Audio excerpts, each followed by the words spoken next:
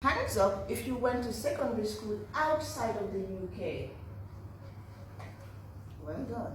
So a lot of you and myself have something in common. Because today I want to share with you my secondary school days.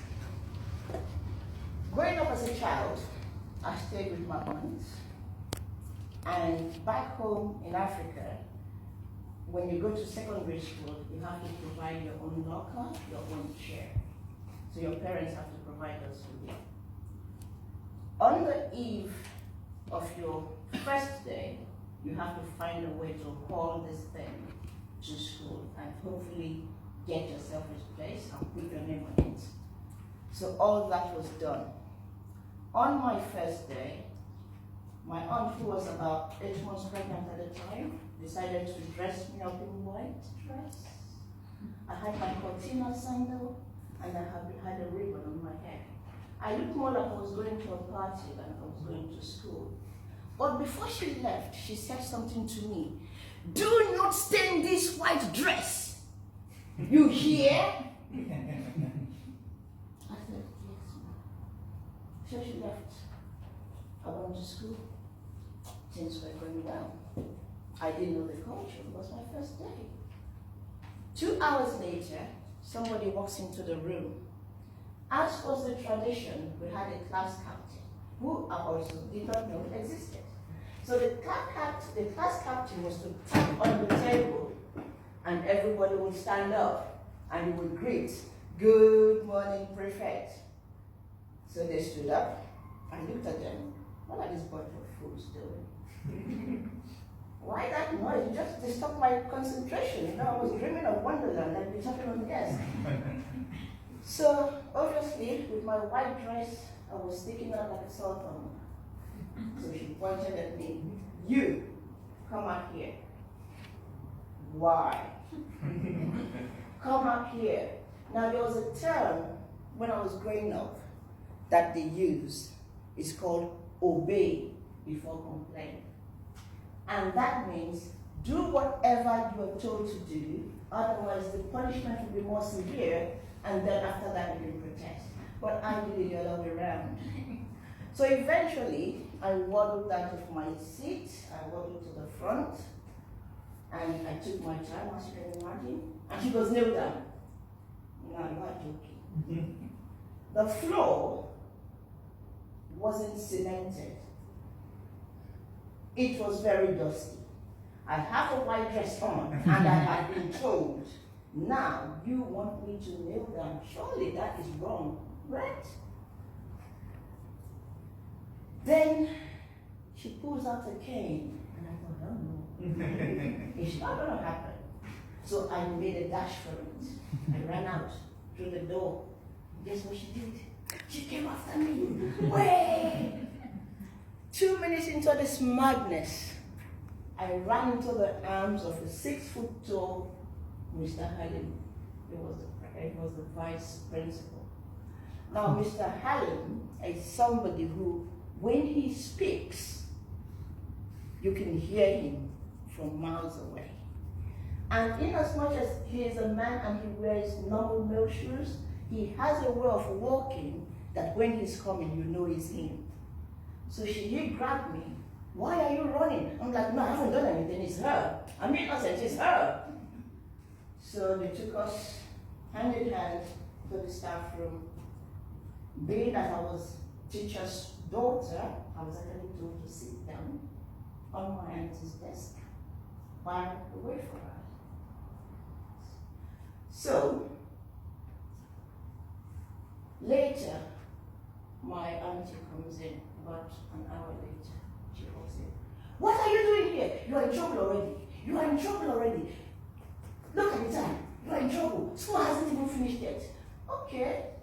So we got to prepare a speech. Cut a long story short, I was officially introduced to Angela, the head girl, as this teacher's daughter, which meant from then on, I would expect punishment. Yes.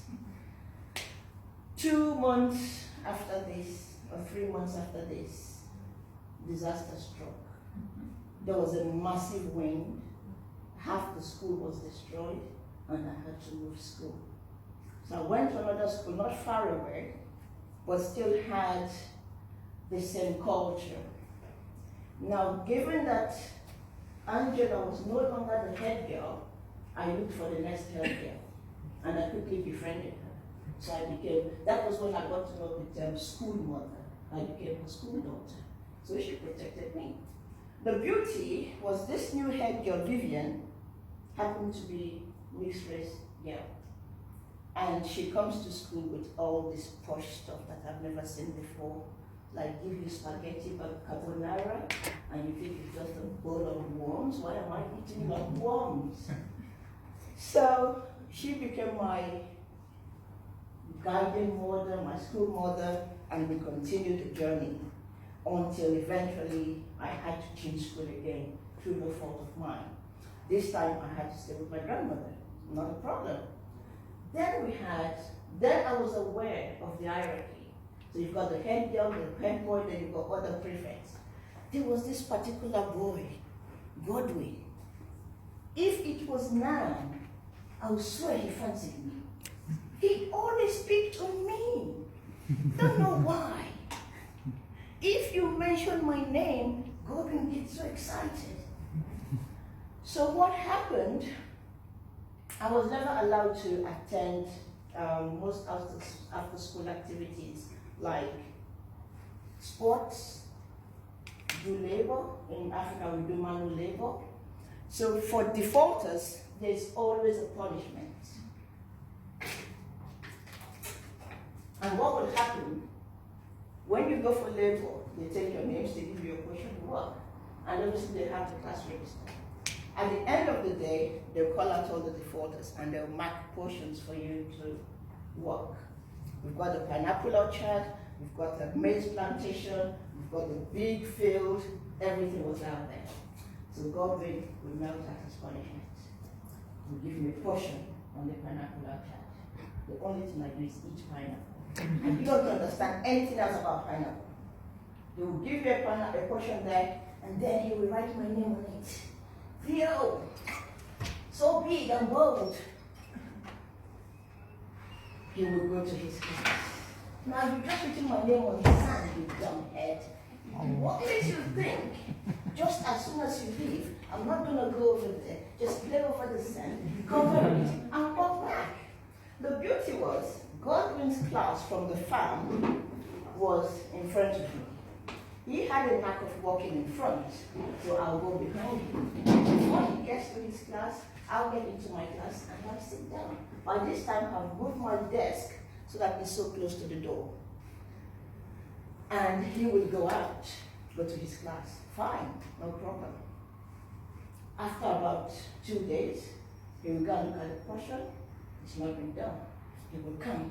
The moment I see him coming this way, I get out that way. It worked perfectly, seamlessly. We did that for about 6 months. And then somewhere in between, somebody else will go and clear that portion. Another prefect will apportion that same piece of land to somebody else. So when it's done, I'm going to call him, Godwin, come. Godwin, come, look, come.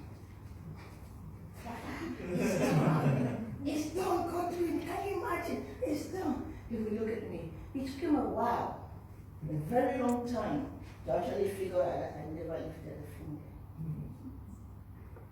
What goes round, they say, comes around. 3 years later, I became the sanitation prefect. I became the head of Dramatic Society.